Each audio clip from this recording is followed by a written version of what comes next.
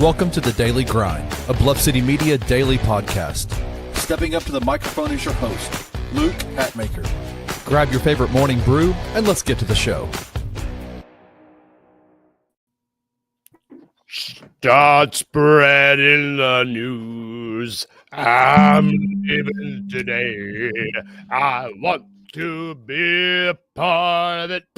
New York, New York. Welcome to the Daily Grind. I am your host, Luke Hatmaker. I'm not nearly as cool as Frank Sinatra, in case you couldn't tell by that rendition of New York, New York. He's the coolest guy that ever lived, right? I've got numbers 2 and 3 with me, though. I got numbers 2 and 3 of the coolest guys that ever lived here. The $2 Sports Show, because it's Friday. So I got Rusty and I got Uncle Buck. How are we doing, fellas? Are we good? I see an Ole Miss baseball shirt, and is that a Mississippi State shirt? Yes, sir. Yeah. It's regionals kickoff day today, man. Come on. Yeah, it's I'm excited for my parents today because they're season ticket holders for Ole Miss baseball, and they have never experienced a home regional, and it is just the best because like this Friday and Saturday it's just baseball all day long, postseason baseball, where you like to watch baseball. I'm excited for them. I wish I could be there. It truly is the best time of the season for sure. They've never hosted a regional? No, they have not been season ticket holders. Mm-hmm. Yeah, so we've hosted. I think the last time was like 2021. But they weren't season ticket holders and invested to the levels that they are right now. I got you. Yeah. And Ole Miss and Mississippi State does it best too because you've got general admission where you can bring your own coolers and everything, and so it's really like if you get in the right section, it's like a family picnic for like a whole weekend. It's great. My plan is for the next 2 days to be, which we'll talk about, I'm sure at the end, glued to a couch. Which, speaking of last night, when I stood up off the couch, I make noises because I'm an old man. And Maggie said, "Why do you always make noises when you get off the couch?" And I said, "Well, because I'm a grown man." Get it, Uncle Buck, grown. Yeah, that was the worst one I've ever heard. I'm going to say that about everyone I do. I like getting this worse. This one the King Meeks put up is pretty good. It's pretty good. But dogs can operate MRI welcome, but cats can't. Welcome to the party, King Meeks. He's finally getting on board with the funny jokes, and I'm here for it. Just start calling it the punny grind. That's we're workshopping it. Either way, $2 and 1 Luke. I love it. It's like men. Am I the half? No, it's more like the Three Amigos, right? With Chevy Chase, Martin Short, and Steve Martin. Yeah, come on. I'm happy to be the half man, though. We're getting off. There it is. I don't know. We're getting off the rails. We did have basketball last night. Where, if you couldn't tell, we're a basketball show. But there was basketball. I mean, was there basketball last night? We asked yesterday for this game to be a good game, so we would at least get another game in the series. One of those things happened. We got another game in the series. It was not a good game. The New York Knicks won 111-94. Pacers' leading scorer was Benedict Mathurin with 23 of their 94 points. It's a bad recipe. Yeah, it's a bad recipe. I mean, this was just New York was not going to lose on their home court in front of their home fans like that last night. Jalen Brunson took that team on his back, especially in the first half. I mean, just dominating performance, hitting buckets, getting fouls, getting the free throw line. And it wasn't like the obnoxious kind of free throw hunting that he normally does. But it was just a beat down last night. New York wasn't going out like that and gives the Pacers a chance to win on their home court Saturday night. But because of the Pacers' history, I looked at my wife and they were down like 16 with 3 minutes to go. And I was like, this isn't over. Yep. This isn't over. Yeah. Shout out Chris Ingram. He, in the second quarter last night, he texted and said, he said, boys, put steak dinner on the Pacers money line right now while you still can, because there's a high likelihood that this thing isn't over. Man, it's wild because I'm exactly with you guys. It's like with with a minute and a half left, I was like, I don't know. I think they can still get. I think it's still close because they've done it time and time again in the series. Yeah. They just, I don't know. I mean, that crowd was next level last night, and I think you had Rooster sitting courtside, with the little kid from Dune, Tim and their smoking hot wives, like it was sitting right next to Ben Stiller. Like, and Jon Stewart was behind him, and Spike Lee. I would love to just walk down like Celebrity Row in New York and just be like, "My name's Drew. What's yours?" To everybody that's there. It's like, "Oh, you think you're somebody because you get to sit front row at Madison Square Garden? I'm just going to make you introduce yourself to me as if I don't know you."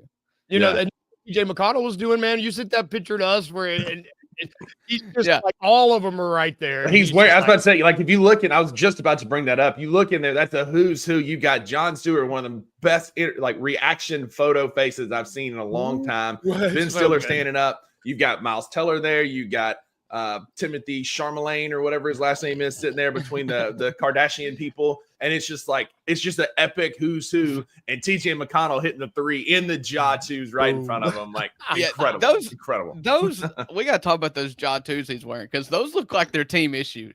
Like, which ones are those? I hadn't seen the black and white before. Ones. Yeah, the white with the black. They're like the those look like very much high school team issued jobs.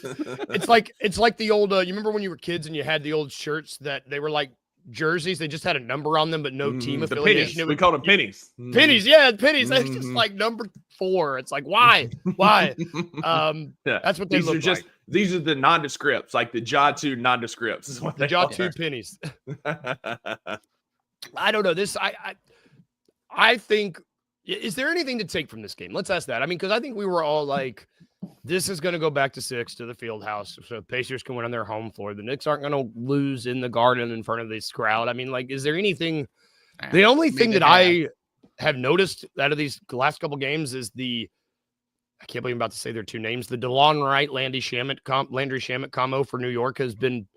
It's been better. Like Tom Thibodeau's actually like tapping into his bench a little bit and being rewarded for it because they played some big minutes, especially defensively from Shamet last night. He had some big threes. Like, it's kind of like Thibodeau might be onto something here. Like, maybe I shouldn't just play 5 dudes 55 minutes a night. Yep.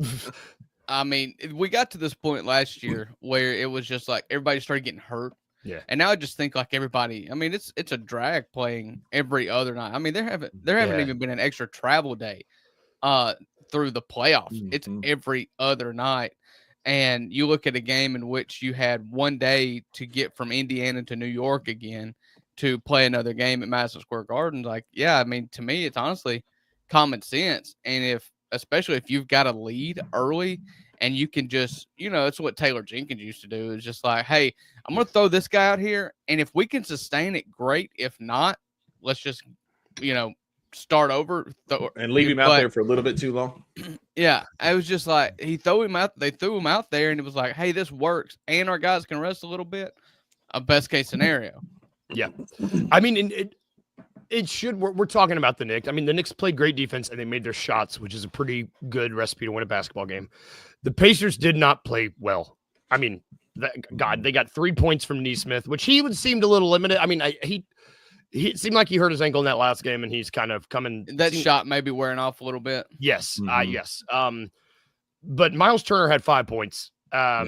Hallie had 8, and you just tell, like, last night the Knicks threw everything they had at Hallie and was like, you're just not going to be the one that beats this. Like, you're just not. And so Mathurin ended up with 23. Siakam had 15. Like, that's a lighter game for Siakam with how he's been playing lately. They had like a 44-point half in the first half, and that's just totally uncharacteristic. I mean, think of the psychology of this, though, because you're the team that's up 3-1. You have to be beaten 3 times in a row. And if you lose this game on the road, okay, we're going back to Indiana. And it's just, I've got to feel like it's got to be hard to kind of give 100%, knowing that you've busted your humps to get up 3-1 and you've got to be swept the rest of the way, or you're going to the NBA Finals. And this one game with 1 day of travel across the country, I get that out of the way and I get to go back home again. Yeah, I was about to say the biggest thing is Game 6 being at home. That's huge. I would always rather, if I was the team, I always rather the teams win at home, like clinch at home anyways, And that's a really, really good point because, you look. Thank you. Yeah, you know what? Hats off to you, brother. Especially I want to say when you look at the starters here, the starters 100% played like exactly what you just said. They were 3 of 13 from 3. They weren't. It's not like they weren't playing like their season was about to end. Right.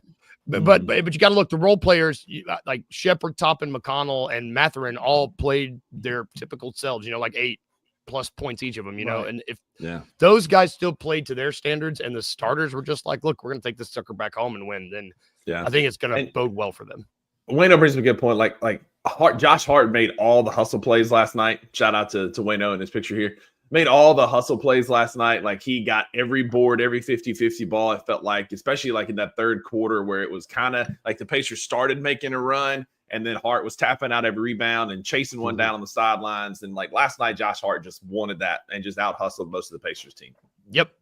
Towns, we haven't said his name yet because we don't like him around here.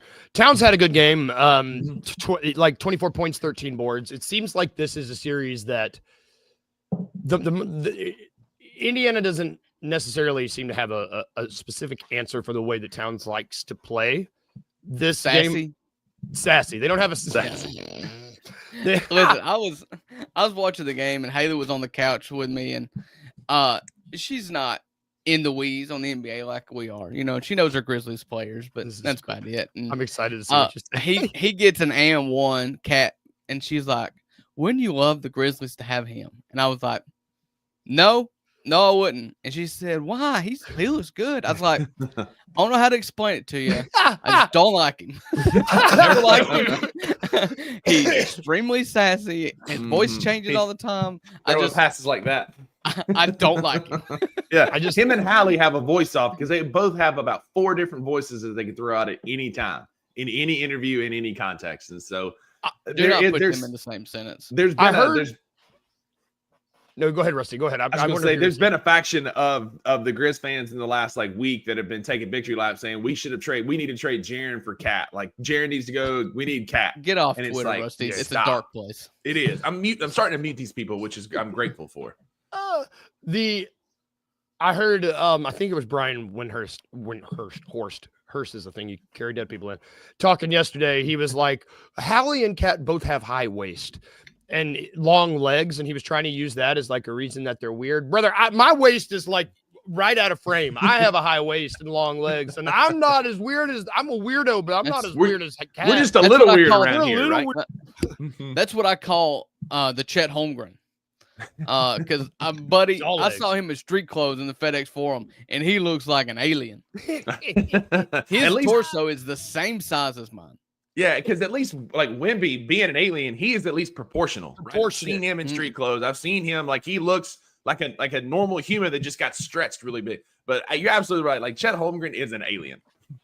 He looks like he had that leg surgery in China or wherever they go, where they break your legs and stretch it and break it and stretch it. And this might be the most accurate thing ever uttered in our comments. Their voices are like those slide whistles that can change. Well done, Edward. That's good, Edward. That's shout out. Excellent. So I guess if you're. I mean, did you even see? He was on the broadcast last night. Van Gundy, I think it was like 2 minutes left. Van Gundy was like, "There's still time for Cat to get a bad foul." He said it on the broadcast, and it's like, and then he got that fifth foul. Yeah. They were like, "There's still time. I wouldn't put him back out there." And it's just like, I'm expecting this next game to go to the Fieldhouse, Pacers take care of business, and Cat to maybe have a Cat game where he's fouls out, where he's sentence that was. I expect Indiana to go back to the Fieldhouse and beat the Knicks. Like, we would have never thought that. Never. No, in September, we would never have had this conversation. October, what are you talking about? In March, in April, a month ago. What are you? Yep.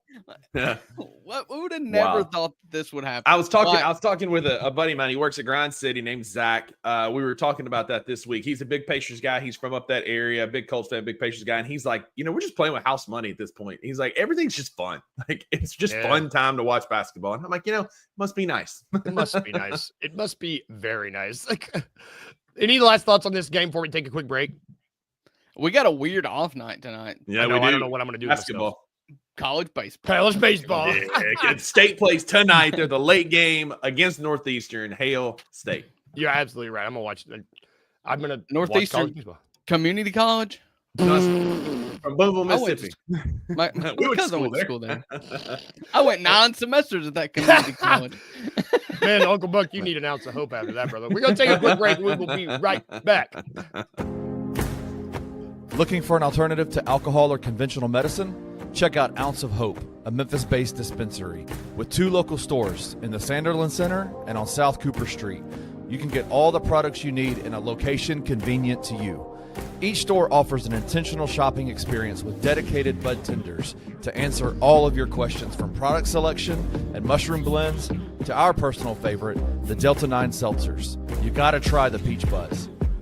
Try Ounce of Hope at either one of their 2 Memphis stores or at www.ounceofhope.com for convenient products shipped right to your door. Use the promo code BluffCity for 15% off any order, excluding sale items. Cannot be used in conjunction with other promotions or discounts. One use per customer.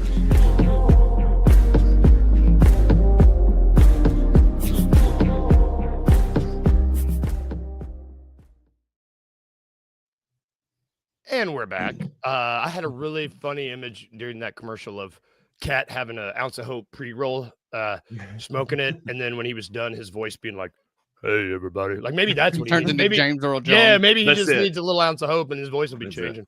Hey, real quick, I do want to talk about these. This is a non-THC alternative. This is a CBD and curcumin capsules called their Rebound, and it helps with just like mental fog, malaise. I didn't sleep good last night. Shelby's been having some stomach issues, so we were up at 2:30 and 4 and 5:15. But it just kind of helps with the mental fog and just a little bit of energy, kind of clarity. So big fan of those. If THC and cannabis aren't your thing, it's a little capsule. Oh, it's a little capsule. soft gel. Pop them in the morning, no THC, just CBD and curcumin. It can help with some of that mental fog. So check that out if THC is not your thing. Heck yeah. Lord knows you need some of that. Yeah, I'm getting old, brother. The mental, I mean, mental fog would be a good nickname if you were actually, you're great, Rusty. You're sharp as a tack. Give yourself some credit. You know who else? You know who's not as sharp as a tack? That's the bad one.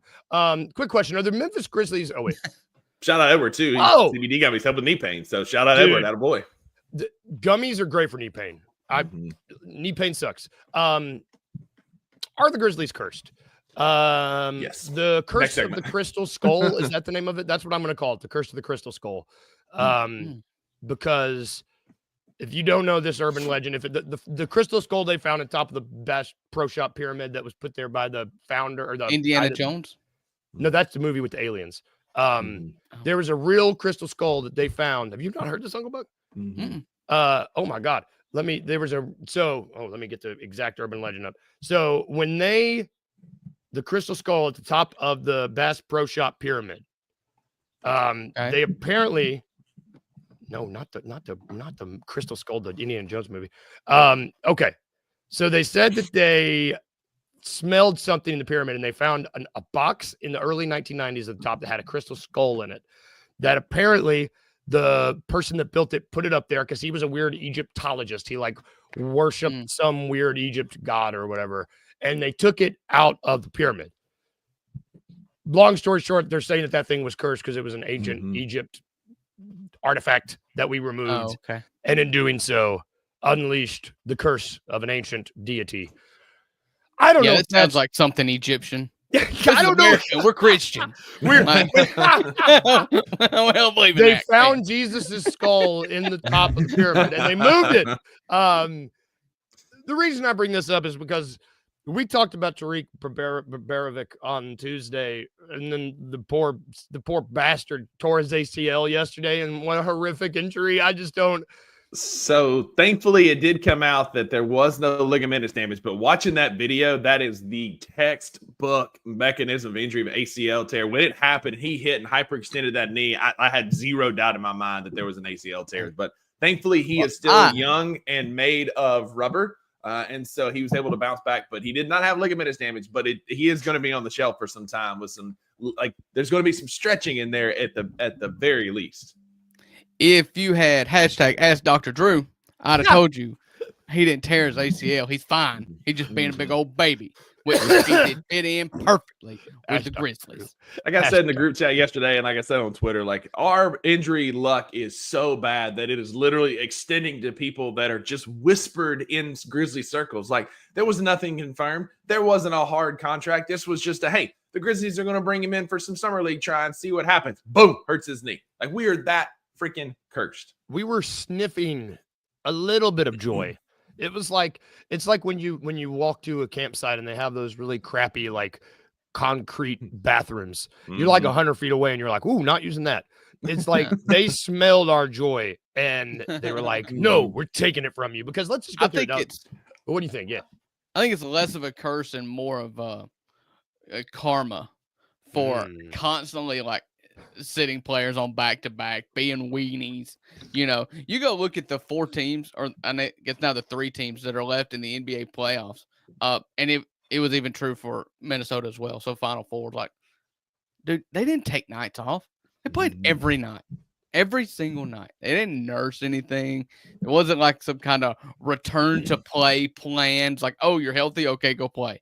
Yeah, that's what I was. Play a lot of minutes. I was reading something yesterday just about how the Thunder are like that, Drew. Like they competed every night. They won 68 regular season games. Like they played the game correctly, but it's just overshadowed by SGA and his tomfoolery and the corniness that is the team. But like Kenny said yesterday on the 2 Buck Sports Show, maybe we need some more guys that are corny about basketball. But yeah, the Thunder, if it wasn't for some of the antics, like I would appreciate the Thunder. And if I didn't deep-seated hate them from like 2010 through 13, but they competed every night to win 68 games this year.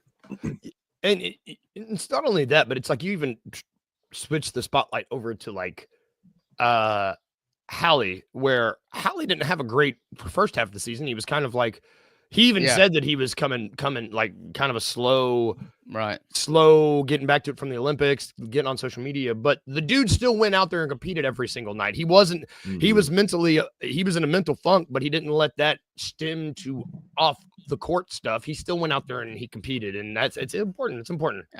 I do. You've got to keep the main thing. And that's what I feel like all these teams that are left do, and what all the good teams do. And I'm hoping that you see guys like SGA and Halliburton and Mike Conley and all these guys, Jalen Brunson, Josh Hart. You see these guys have success, and it's different than LeBron because LeBron had the antics. It was the flopping. It was the constantly whining and complaining. It was the blaming anybody but yourself. But now you're looking at who's winning this year, and it's a bunch of guys who are just like hard-nosed, compete every single trip down the court, both sides of the ball for 82 and now 100 games a year. Like that's what I like to see from players who are having postseason success. Yeah.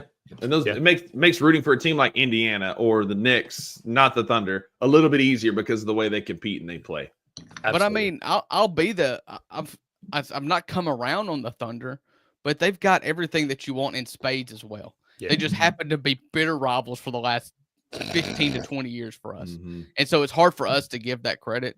But I mean, if we weren't just absolute haters, we may be giving them their props, which is like, is this the greatest team that's ever played basketball? Yeah. Like, I mean, truly, because their depth, the way they play on both ends, but like the flopping of SGA and then just the Steven Adams flashbacks that I'm currently having of him and Zebo getting into it and those old Thunder teams just. But hey, we have a local Memphis curse expert here in King Meek saying that the curse ends in 2055. So we got a while to go, boys. I ain't gonna make it that long. That's gonna be a lot. At that point, I'll be 67? Math. Math. I don't know. We're not gonna talk about enough about curses and about old age. I'm gonna live to be forever. Moving on. So I want to shout this out. We in our group chat we're haters for the Thunder, not haters against other Grizzlies podcasts. There's a lot of good stuff out there. We listened a little podcast called Game Theory. They were talking about really good. This shout out Wayno. He showed us these guys are good. They just talking about possible don't get choked up, Rusty. It'll be okay. Possible replacements that could come in free agency. And I started thinking about this. I want to just kind of narrow this down a little bit more specifically. This sentence are 2 big impending free agents both in terms of, I guess, stature and money. I'm excluding Santi Aldama in this because he's restricted. Are unrestricted free agents, Luke Kennard and Marvin Bagley Jr. These are also two guys, which we might be a little bit more. I need to really open that CBA and look into it more. But I know that sign and trades might be a little bit more difficult with us having to extend Jaron now as opposed to the late if he got the Supermax. I know our hands are more tied now had he gotten the Supermax. But long and short of it, I wanted to look for possible substitutions we could bring in for these guys. Stand-ins, I did substitute stand-ins because it's alliteration and it sounded good. I like it. Yeah, you get it. Possible free agents that we can come in. And for me, what I found very interesting when I went through this list, I was not looking for people that were top 25, top 30 free agents because I don't believe we are going to be able to swing anybody with that's going to command that type of payday. I think that if we look at teams like Cleveland, like Indiana, I think that we are going to need to build from the middle. And to do that, you have to sign guys to really, I don't want to say cheap, really, really affordable deals. And I was just wanted to bandy bat about some ideas of guys that we could possibly bring in on the cheap that could replace and if not exceed the production we got from these two guys. I bring up the game theory. The production of Luke Kennard and Marvin Bagley. I could probably do that. Shoes. I know. Look, it's summertime. I will start. Well, and let's give game theory credit. They mentioned Sam Merrill, and I love this name as Luke Kennard replacement. In our expansion draft we did at the beginning of last season, I took Sam Merrill in my top 5. I love that dude. I remember that. I love me some Sam Merrill. So he's a career 38% three-point shooter. He's not a revolving door on defense. Is he a great defender? No, but he at least gets in the way more than Luke Kennard did. Luke Kennard is an absolute liability, much like Ryan Gosling in Remember the Titans. The next time y'all's ladies is drooling over him, remember that he lost his helmet because they took his helmet away because he couldn't play. But Sam Merrill would be a decent fill-in if you want like a similar type player who shoots threes at a high clip and is a less than good defender. Then Sam Merrill's your guy. This is a guy too. I'm not as high on it. He will be. I mean, not a single team out there will be able to leave him alone on offense like that. He is going to demand attention no matter what because he's one of the best catch and shoot. He's just really good from beyond the arc. So this is somebody that I think that we could bring in we might be able to sign him with using one of our MLEs, like one of the exceptions. Like this guy is not, I don't see him going. Cleveland's got a lot of guys they're going to have to pay. I think he could be one of the casualties. I would love to see Sam Merrill come in and replace Luke Kennard as a possibility. Wait, what? A white guy that shoots 37% from 3. I'm out. For those reasons, I'm out. It's a no for me, dog. No, I'm fine with it. Again, he's Luke 2.0, right? He shoots a little bit less, but he shoots Luke more like percentage. He's he the shoots more statistical though. greatest 3-point shooter in the history of the NBA. He just chooses not to shoot. Yeah, this guy is not. Yeah, but he's not afraid to shoot. Yeah, he does help with floor spacing. You're right, Luke. He's going to help with that. But again, if we get better defensively with him, it's marginal because he'll at least stand in the way, but he's still not a great defender. Did you go defense? Because I got a defensive name for you guys. Yeah, go ahead. Give me. I was going to say I'll let you take this one because I went a bit more like Marvin Bagley replacement. Cool. So you go ahead. Because I bashed my head against the wall looking at Marvel Batty stuff. So I saw this. Did you bump up Cam Spencer? I don't think you need to keep him on that 2-way. But 2-way, please keep him on 2-way. Don't be silly. Don't be silly. I mean, if we're talking about the other option being Sam Merrill, though, I mean, maybe get out of here. Cam Spencer. New. Are y'all really going to die on the Sam Merrill train here? I'm saying keep Cam Spencer on the 2-way. Spencer on the 2-way. Leave him there. The other guy, if you want a defensive shooting guard who is also an okay offensive option, Amir Coffey for the Clippers. I saw that name. A little bit older, brings in a little bit, and comes from veteran teams. The dude is I would say an above average defender, and actually that's a plus. It's not a marginal bump on offense. Or on defense, pardon me. It's like a legitimate raising the floor of your second unit's defense and he's good on offense as well. I don't know. Those are two guys that I think are affordable. I looked for dudes that are in like ranking below in the 40 and under free agents out of all these lists, guys that are going to be easy to get. Okay. Yeah. I would like to stake my claim for Al Horford. Okay. You stole my thunder. It's my first name. Dadgummit. Oh, I didn't know we had names. I just like Al Horford, Miles Turner. Like, I want vets. I don't want white guys. So the names that I came up with, I was looking for the same thing. I've got 2 vets and I've got 2 younger guys that might could fill in some roles here. So the 2 vets that I came up with that are below Marvin Bagley's type of contract would be Al Horford. Yeah. Yes, he doesn't give you the rim protection and bounce that Marvin Bagley can have on occasion, but he's a competent 3-point shooter. He's a vet with finals and NBA championship experience. One of the best vets in the league right now. He's just a great guy, a great competitor, a great teammate, a great locker room presence from all intents and purposes. And so Al Horford would be at the top of that list for me because you could get him probably on an exception, kind of in that like MLE type range. And he's probably going to be a casualty of Boston figuring their 38 years old. He played almost 28 minutes a game. Jesus. That's Ja Morant minutes. Yeah, I mean, exactly right. It's Taylor Jenkins offense for sure. He'll fit right in. The other name that I came up with is less sexy, is less flashy, but it's a guy who's been around for a while. He's been on a lot of winning teams, and he's a vet, and that's Nicholas Batum. He's an unrestricted free agent. Batum, the Frenchman, may be a good option for the Grizzlies for a veteran post presence. I had Batum too. The only other vet that I liked for Batum is just French Al Horford, though. We know this. But that's it. That's what I'm saying. It's the same vein. It's the same vein. You see what I'm going for? A veteran who's a competent 3-point shooter and can be a leader. Like, you see what I'm going for?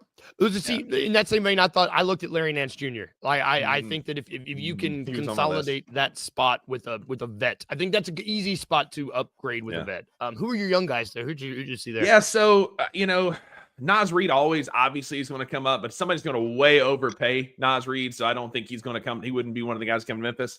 Wayno's talked about Luke Cornett an awful lot. If you just want pure rim protection and defense, like one of us, like Cornett could be an option. Kuminga from Golden State is going to be an interesting one to watch as well, because it's he's probably going to be overpaid. Somebody taking a flyer on him, but if he misses that first round of like free agent signings and he's kind of hanging out there, that you can like get him on a more team friendly deal, I would take a chance on Jonathan Kuminga. That scares me because if Steve Kerr just says like, yeah, I'm not playing you, like, because it's never been a talent thing with Kuminga, and there's been plenty of opportunities for him to play on that Warriors team, and he just chose not to play him. Like, it was just, it's not like, oh, he fell out of the rotation. He just actively chose not to play him. And if you don't like that, a couple other names that will be out there will be DFS. He's a restricted free agent, so Dorian Finney-Smith might be available as a casualty if the Lakers trying to restructure for one more type of run. Bobby Portis is another vet that's going to be available. I looked at Bobby Portis. I'm afraid he's going to be too expensive. I had Larry Nance Jr. as well. And then lastly, if you want a vet that we know Ja Morant listens to, Jay Crowder is an unrestricted free agent this summer. Pass. I don't think he's got anything left in the tank. Unlike Horford, I don't think that Crowder is. I mean, he's a Udonis Haslam. Maybe like a Derrick Rose on the bench. Yeah, that's what it would be like. It'd be like a player coach type situation with him. So give me a guy like Horford or Batum that'll still give us some production. Does Yabusele do anything for you? Yeah. He's a name on the list that I did. It'd be fun. Like, you talk about some athleticism and stuff. I don't hate it.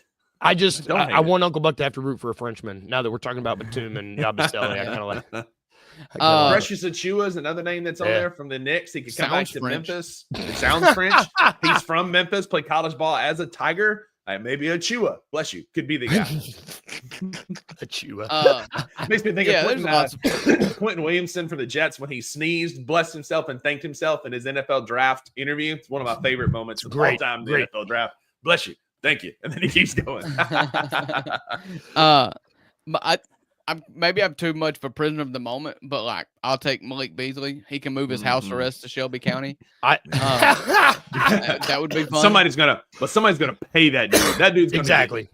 I don't paid know, for his man. 3-point percentage, man. You know, somebody like the Magic is who I think of from Malik Beasley because they need shooting so bad that they're gonna mortgage the farm for him. And I just don't know that we would get in a bidding war for that.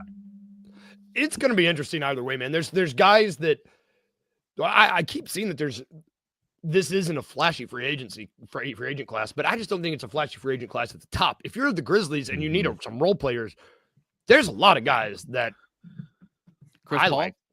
Chris Paul. No, God, no. God, I would protest outside You the want a FedEx vet? Forum every night. before we get out of here, I take Chris Paul with the passion of 1,000 suns. I'm just man. Get outta saying. here. I like that. Check. I would rather have I took Parrish off veterinarian. the stage. I took Parrish off the stage yesterday. You're real close. You're real This close. isn't your show, Rusty. You can't take anybody off the stage. And I don't know how to do it. You guys do it every time, and it confuses me. What are we doing this weekend, fellas? Before we get out of here, are we watching baseball? Are you? Are we fully locked into baseball? I am watching baseball, watching college baseball, watching 8U coach pitch baseball. Ooh. That's about it. It's just a baseball weekend. It's baseball weekend. How about you? Just Rusty? I'm Marty Huggins, and I'm playing baseball this weekend. Yes. Yep, watching baseball, watching Mississippi State plays tonight. There's gonna be some great regional action this weekend. I'm going home to see Pop, so I'm gonna watch some baseball with him and just kind of hang out. Hopefully, Shelby gets over the stomach bug that she's had because I'm getting tired. You're like, I'm tired of this. Of her like getting up and like standing by the bed, like wiggling, like looking at me, and we go outside. And she, God bless her. Yesterday morning, it was like dead quiet in my backyard. It's 4 a.m. No sounds. I let her out. I'm like, go potty, and I'm standing there, keeping my eyes kind of closed to try and like stay asleep so I can go right back to bed. Right. All of a sudden, you just hear out in the yard, and I was like, "Oh, poor girl." Going to it. So getting Shelby better and watching baseball is my weekend plan. Oh, I love it. I might have to watch baseball too. We took Finn. Finn's in Europe, so the kid is in Europe. He's doing a Europe trip. Thinks he's better than me because Euro trip for a 14-year-old. I'm nervous. I'm scared. He's going to Amsterdam. Yep, that's where they went today. So I'm worried. It doesn't matter. Brought to you by. But yeah, kid's gone. So I'm literally, I camped last weekend, so I'm going to be lazy. I'm probably gonna watch baseball. Like I slept in a tent all last weekend, so I'm literally just gonna sit on the couch, become Jabba the Hutt, eat popcorn, and watch television. I'm pretty excited about Sounds it. great. Yeah, pretty pumped. Good. Yeah. I'll Minority- send some kids your way if you need some kids. That's gonna do it for the show today. Everybody have a good weekend. We will be back on Monday, probably to preview some Western Conference finals. I don't know. We'll see. Finals. NBA finals. I don't know what year it is. Thank you guys for watching today. Thank you for hanging out in the comments. It was popping 2025. Have a great weekend, y'all. Be safe. Take care of each other. If we can leave you all with anything like we normally do, remember these two things. Remember to be a little weird. Looks like we're enjoying. And remember to smile. Bye, guys. Have a good one.